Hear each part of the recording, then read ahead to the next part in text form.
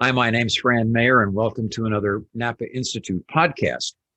Over the past 2 decades, the American cultural and political environment have become increasingly difficult for Catholic social ministries. The Napa Legal Institute, which is separate from the Napa Institute proper, was created to address that problem by providing corporate, tax, philanthropic, and other non-litigation legal and financial education to protect the missions of faith-based nonprofits. Josh Holdenreid, who's our friend and with us today as our guest, serves as Napa Legal's vice president and executive director. Before joining Napa Legal, he was associate director of coalition relations at the Heritage Foundation, where he focused on strategic partnerships and policy promotion. His published commentary has appeared in First Things, National Catholic Register, National Review, Claremont Review of Books, The Daily Signal, and Town Hall. It's a pleasure to have him with us today. Josh, thanks for being with us. Thanks for having me, Fran. Glad to be here. Yeah, I'm particularly glad because we've tried to do this twice previously, and between COVID and technical problems, it hasn't worked out. But actually, Josh, I think it may be providential because we've got a new administration that is probably much less friendly to the kind of work that we do in nonprofits. So I wonder if you could give us an overview quickly of the kind of cultural and legal environment that we're facing now, particularly under the Biden administration, which has got a completely different view of things from the Trump administration. Right, absolutely. And that question, Fran, really brings us back to why Napa Legal was founded in the first place. So obviously we are a sister organization to Napa Institute, which of course, Napa Institute was founded about 10 years ago in response to a First Things article written by Archbishop Charles Chaput talking about Catholics in the next America. This next America environment would be an America where the regulation space is getting more complicated and it's becoming more increasingly difficult for lay apostolate leaders and Catholics of good faith to practice their faith in the public square without fear of reprisal or discrimination or soft persecution, as I would call it. Mm-hmm. So of course, that was in 2010, fast forward into 2021, and especially now with this new administration, it's clear that we are now in the next America. We're no longer waiting for the next America. We're in what we call at Napa Legal, the new America. So in anticipation of this environment, which has been 10, 20 years in the making, really, the founders of Napa Legal, which include Tim Bush, who's the chairman, and John Pfeiffer, an attorney who's our president and general counsel, they've been looking at this environment for a long time, wondering, is there any religious liberty organizations that exist that are out there prepared to help equip Catholic lay apostolates and religious nonprofits more broadly, more generally, to navigate this new environment? And when I say navigate this new environment, I don't mean going to court and suing for religious liberty, but actually being able to help current religious organizations make sure that they have all their internal house in order. Because as our founders at Napa Legal understood, most religious liberty battles are already won or lost outside of the courtroom before they get into the courtroom, if that makes sense. And of course, that means an organization being sophisticated through its bylaws, its compliance practices, its employment practices, all the things that make it a functioning, healthy 501c3 organization operating in the public square. Because in order for Catholics and people of good faith to continue operating in the public square, even if that public square is increasingly hostile to what we believe as practicing religious Catholics or people of faith, we need to be just as sophisticated as the other side who might want to silence us. So again, that's the reason why Napa Legal exists, is because we're here to help faith-based organizations protect their organizations so they can achieve their mission in the new America. Josh, you mentioned that most of your work takes place outside the courtroom, but you do have good working relationships with two of the major religious liberty organizations in the country. I mean, Becket Law, based in Washington, and the Alliance for Defending Freedom, which is in the West. Could you tell me how you interface with those two organizations? Absolutely. And what's interesting about that is, again, like I had said earlier to your previous question about the founders of Napa Legal, Tim Bush and John Pfeiffer, sort of kind of surveying the landscape of religious liberty organizations and approaching different organizations asking, hey, do you all focus on this side of religious liberty? What, is kind of the preventative side of religious liberty, things that happen outside of court in order to prepare organizations should they be finding themselves in court? And approaching folks like ADF, approaching folks like Beckett, they both said, well, no, because we're focused on litigation, but your idea is fantastic. So in response to that, the chairman and CEO of Beckett, Bill Muma, and then also the founder of Alliance Defending Freedom, Alan Sears, both joined our board in recognition of this being a critical gap that exists in the religious liberty space. And so, and also in addition to them, also joining our board was also Leonard Leo, who's been involved in the religious liberty space for a long time. He now serves as co-chairman of the Federalist Society, longtime participant in that organization, to say the least. But again, these sort of three religious liberty titans, along with other members of our board, came together in recognition of the fact that this is a gap that's not being served. So that's why we have great alliances and great partnerships with folks like Alliance Defending Freedom, Beckett Fund for Religious Liberty, and the Federal Society, and many other organizations as well, because they recognize that we're specializing in this space. So it's good to all come together as a coalition in order to address it. Do you think, Josh, do you think that most ordinary Catholics have a sense of what the religious and freedom environment is developing as? In other words, do they really understand the kind of terrain that's emerging, which is much less friendly to religion than it was in the past? Unfortunately, I would say no. Again, like most Catholics who aren't thinking and operating in this space day in and day out, like myself or my allies or my team members, Catholics have been long assimilated into American culture for decades. I mean, our first Catholic president, JFK, obviously had to go through the ringer in terms of, is he going to be loyal to the Pope, this, that, and the other, some sort of traditional anti-Catholic bigotry that existed at the time. And, from there to now, Catholicism in many ways has been, again, like I said, assimilated into American culture. So as a result, most Catholics don't think of themselves as strangers in a strange land, to borrow another book title from Archbishop Charles Chaput.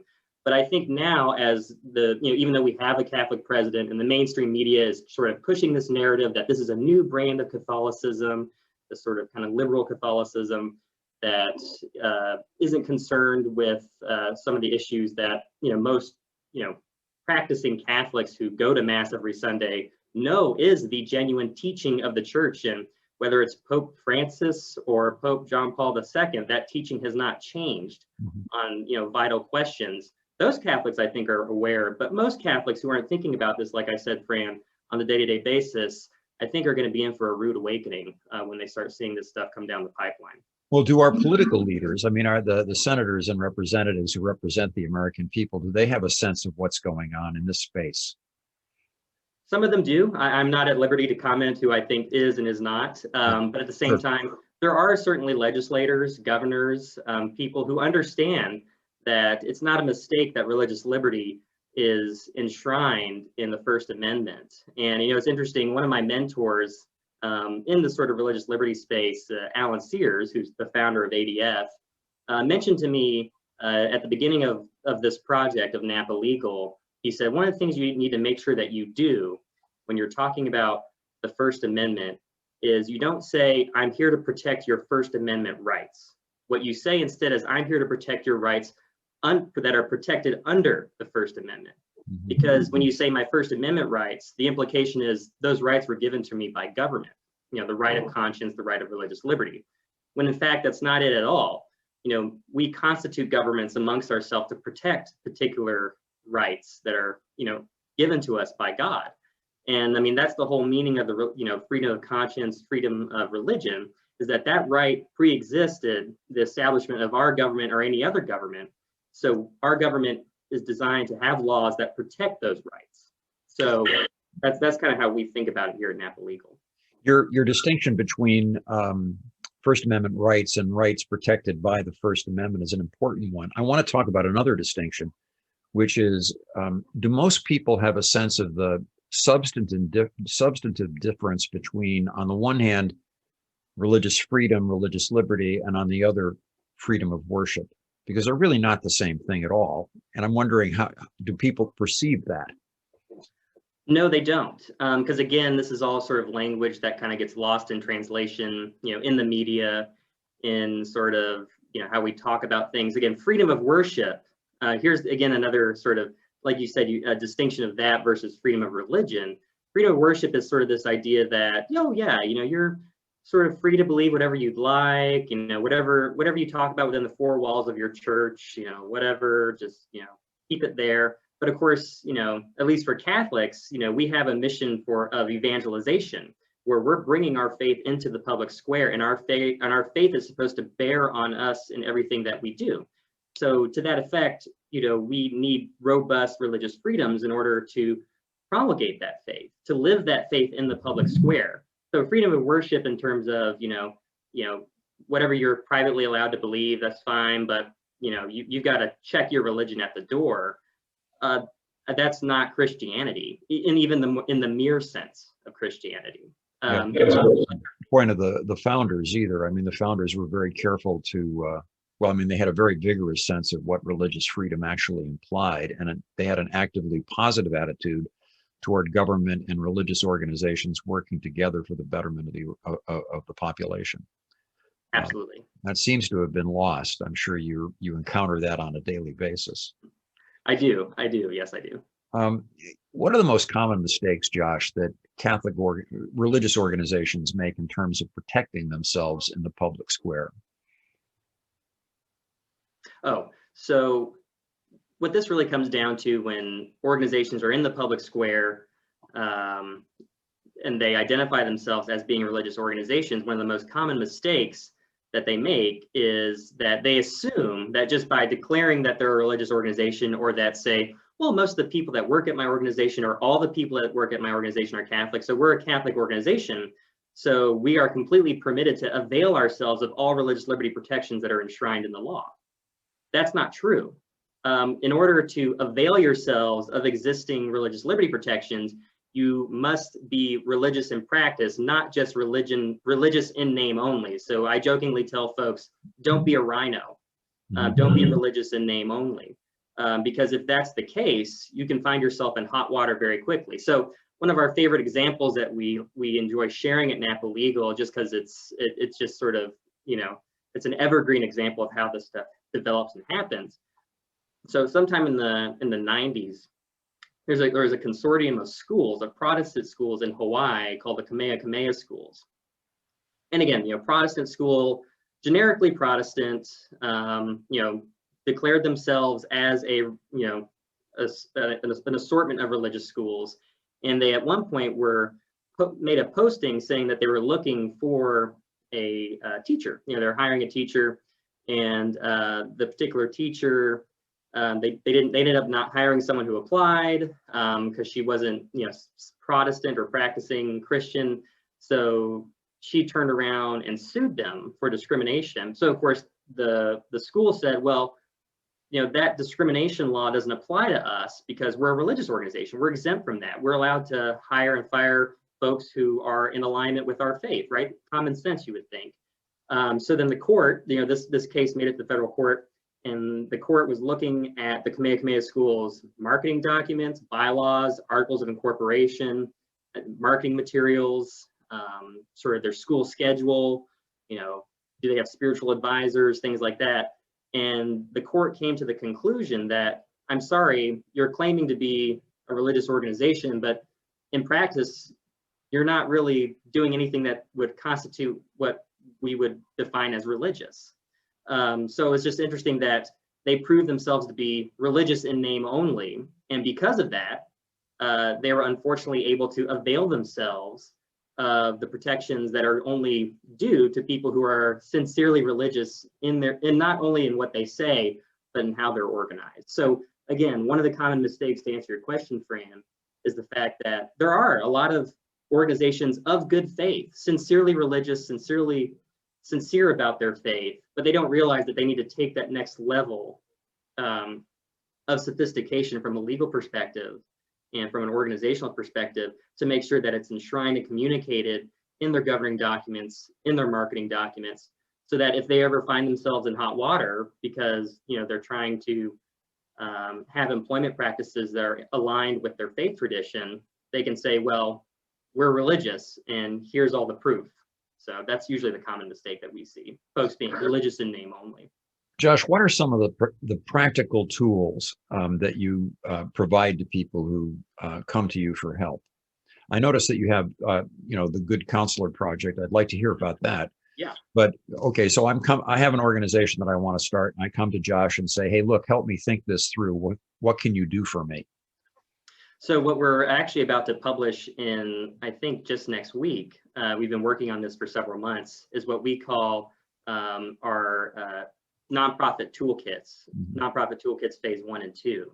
And the nonprofit toolkit is exactly what you just said, Fran. Say you're, a Catholic mom and you're really excited because the Holy Spirit has inspired you to start, say, a new Catholic Montessori school in your local sort of city. And but you're of course wondering yourself, how do I do that? I have no idea where to start. What do I need? I'm a mom who's been whose children have been brought up in Catholic schools. I know all that, but the sort of technical side of this is overwhelming. And so what the nonprofit toolkits that we're about to publish have is literally, here's a toolkit that includes several integrated template documents. And when I say template documents, I mean, here are some sample bylaws with religious liberty language. Here are some sample articles of incorporation. Here's a sample employment handbook. So, every organization needs an employment handbook in order to protect themselves and stay compliant with existing labor laws. So again, it's literally a toolkit to build your lay apostolate. And it's something that we're really excited about because we've been working on it in consultation with some of our working group members for several months. And it's going to be basically a comprehensive tool that we can give to people who are inspired by the Holy Spirit to start a new lay apostolate. And it basically gives them a starting manual to do so. Yeah, the Holy Spirit provides the inspiration. The sweat has to be done by us. Right, I mean, exactly. Actually got to use our brains too. That always helps. What about the Good Counselor Project? So the Good Counselor Project, that's another project that we're revving up to launch as well. 2021 is actually, it's proving from a planning perspective to be a really exciting year for Napa Legal because we are rolling out a bunch of products that we worked on all throughout 2020, and we're launching new programs. The Good Counselor Project is going to be our flagship program. It's basically a fellowship program designed for practicing attorneys to basically teach them and give them the intellectual tradition of virtue as understood through a Catholic perspective. And that's done through a series of readings of the great books and discussions, and actually will also include spiritual direction.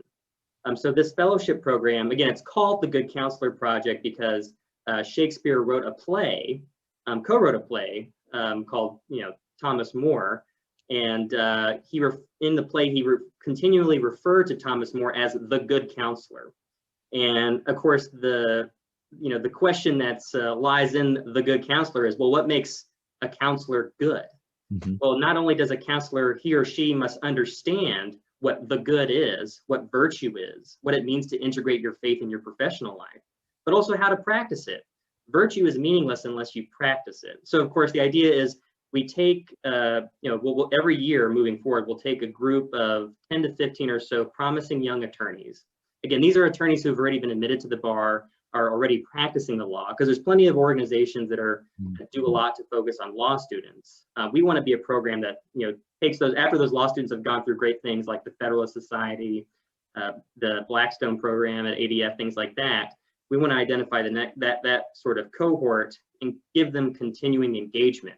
So after bringing them through a fellowship program that's designed to teach them, what it means to not only be a counselor, but a good counselor, we then give them the opportunity to roll into our working groups to practice virtue.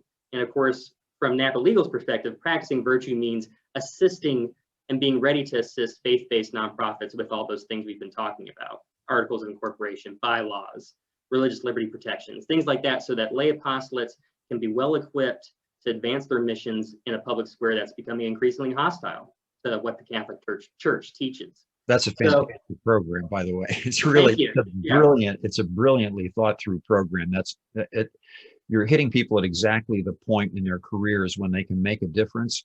Exactly. They're in the bar, but they still need to be formed in the way that you're talking. Right. Josh, can you give us examples of any lay leaders or lay organizations that are models of good leadership that you look at and you say, oh, those people are doing it right? Sure. Honestly, the organizations that we're allied with have been doing a fantastic job of this for years. I mean, that's why they're so successful, whether it was Alliance Defending Freedom.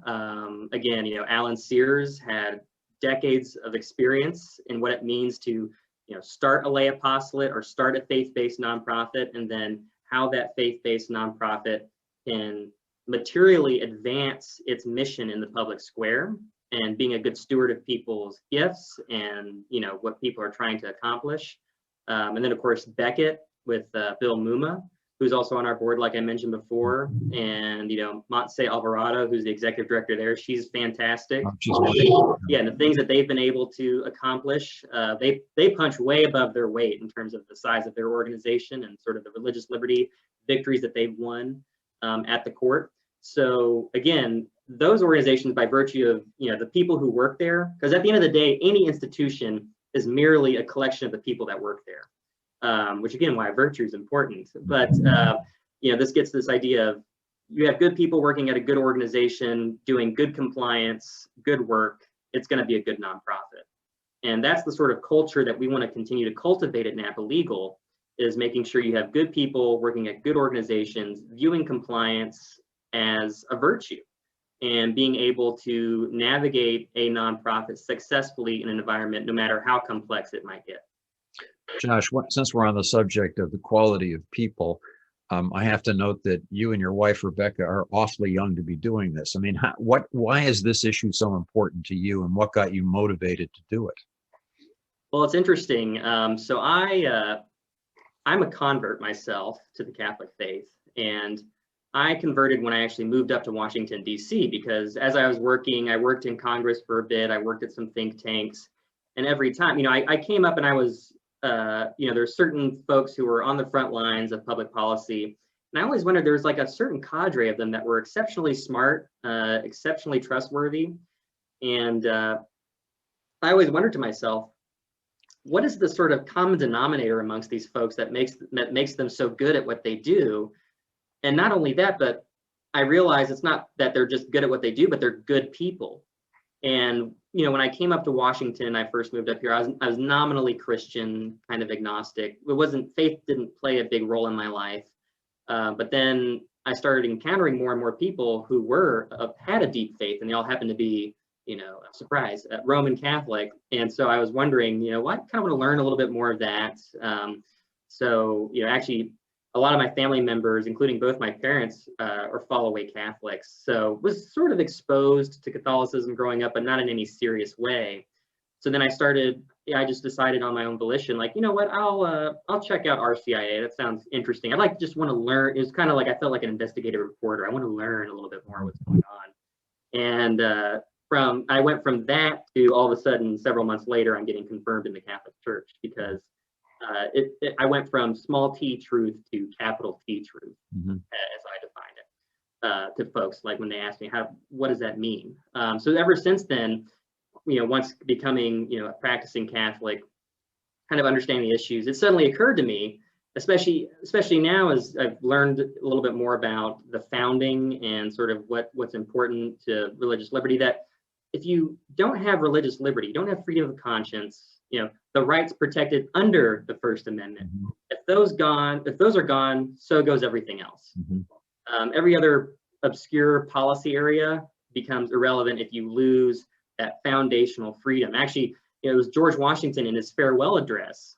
He said he identified religion as one of the two pillars to uphold the American Republic, because it inculcates virtue in the people, and virtue is what is required for self-government. So again, you lose religion, you lose religious freedom, you lose virtue, you lose the ability for self-government, and you become one of the sort of sad stories of civilization over the course of history, and collapse. And that sounds a little bit hyperbolic, but unfortunately it's not. No, it's absolutely. So because of that, I've just always been someone who cared so much about, I want to be involved in the most important thing in one way or another and contribute to it. So personally, that's how I sort of got involved in the religious liberty space. Same as my wife, she worked at ADF, she grew up around ADF her whole life, similar thing. So when I met her, I had already converted to the church. She was obviously already in the church. So we both sort of try and advance the mission as much as we can, no matter how big or small. One of the things that I'm drawing from your comments, I had a different experience myself, but I agree with you that people, tools are important, ideas are important. I mean, they're very important. Right. But the really decisive factor is seeing other people who they're the people who convert you through their witness. I mean, I had the same experience at National Review. I was around guys that were just really admirable, brilliant men, but also deeply, deeply Catholic, and it had a big impact on me as a young man. Yeah. So I certainly resonate with what you're saying. I think it's also an important point for the Catholics who are not professional Catholics who see this video, because I mean, individuals can make an enormous difference just by living their faith effectively and intelligently, and I mean, you're an example of it. I mean, my life is the same, and it's just very important for people to understand that they're not powerless, that they have the ability to witness to others and change other people's lives. What do you see, Josh, as we draw to the conclusion of this interview? What do you see as the main challenges that face Catholics over the coming decade, and how does Napa Legal fit into that? I think the biggest challenge to our faith is the being exposed to the risk of allowing our Catholic faith to be assimilated into an ever-changing culture that is trying to secularize and progress and make the Catholic faith some sort of progressive thing. The Catholic faith, again, it's the reason why the Catholic Church has existed the way it has, undisturbed for 2,000 years, is because it's faithful to its teachings, the teachings of Jesus Christ. And I think one of the biggest challenges for Catholics in the 21st century is the fact that we're getting a lot of different mixed signals and messages about, what is it that our Catholic faith teaches us? What does it mean to be a practicing Catholic? And if you're running a Catholic organization, what makes you a religious organization? These are the things that we want to help sort of shepherd people to an understanding, because again, like I said, in terms of what the Catholic Church has been teaching, people kind of like to fudge around the edges and this, that, and the other. But the most powerful tool for the Catholic Church is having a laity that believes what it teaches, and not only believes it, but practices it. The biggest assistant to the enemy is to have a laity that maybe shows up to Mass, but they don't take it seriously. That's really what I think, to me, that is the biggest threat to at least Catholics, practicing Catholics, is not so much like, challenging the, outside forces, challenging the authority of the Catholic Church, going after Catholics in a very public way. It's small, chipping away at the edges, just assimilating the Catholic faith into the popular culture, when in fact, we've always been meant to be strangers in a strange land. The Catholic faith, the Christian faith, is a radical thing.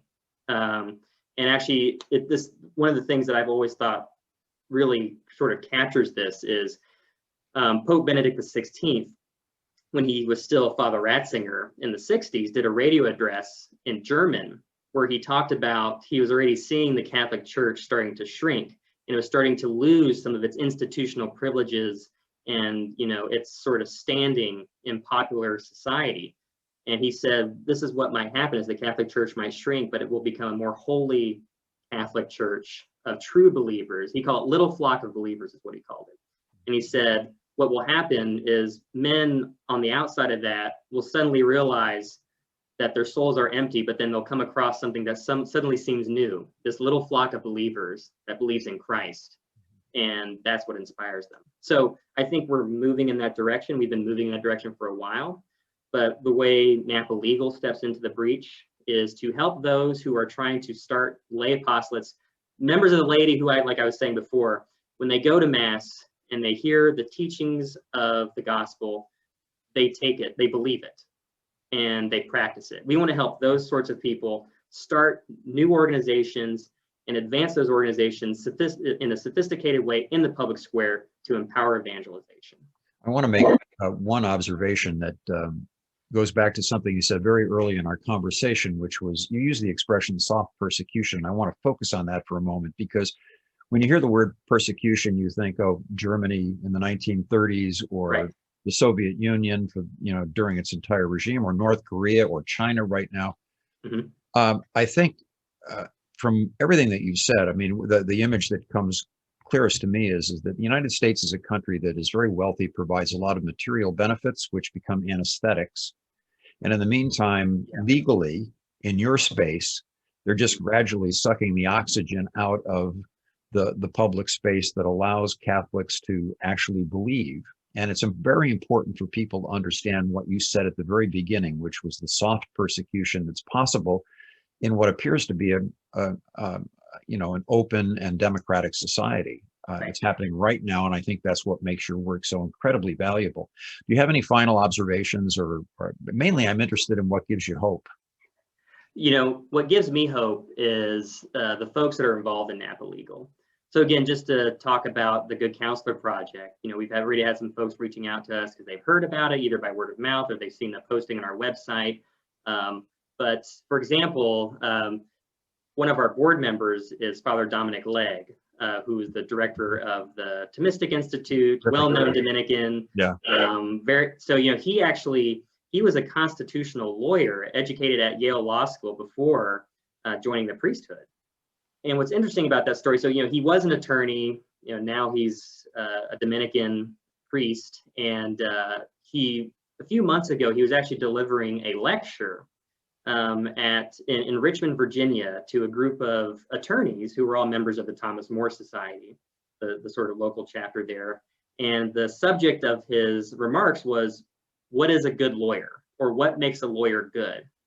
And in the course of defining what that means, he just sort of shared an anecdotal story about how when he went to law school, again, this was before he joined the priesthood, but when he went to law school, and then came back the first semester, came back home, he was the first one to have ever gone to law school within his family and circle of friends. So when he came back home after his first semester, a lot of his family members and friends were like, oh, this is so cool. So like, how do you define justice? What is justice? And, he kind of was puzzled because the first thing I learned when I got to law school is the intricacies of civil procedure.